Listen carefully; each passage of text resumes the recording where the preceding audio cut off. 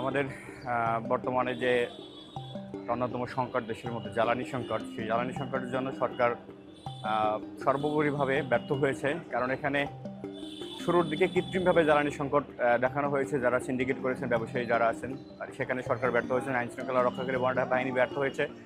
এর পরবর্তীতে আমাদের যে জ্বালানি আমদানির ক্ষেত্রে সেখানে সরকার ব্যর্থ হয়েছে।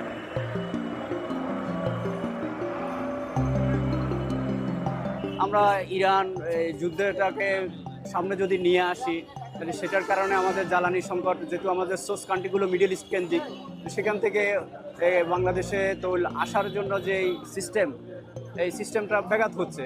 কিন্তু ব্যাঘাত হলে আমাদের সাথে তো তাদের ভালো সুসম্পর্ক তৈরি করা দরকার। তো সেই সুসম্পর্কের জন্য যে আমাদের কূটনৈতিক প্রচেষ্টাগুলো করা দরকার, এগুলো করতে সরকার পুরোপুরিভাবে ব্যর্থ হয়েছে।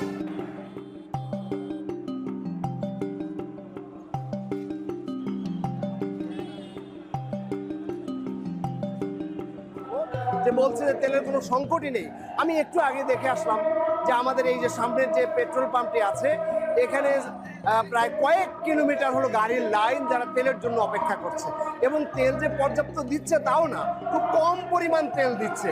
তারা গাড়ি লুট করতে পারছে না, বারবার এসে ঘন্টার পর ঘন্টা তাদের সময় নষ্ট হচ্ছে।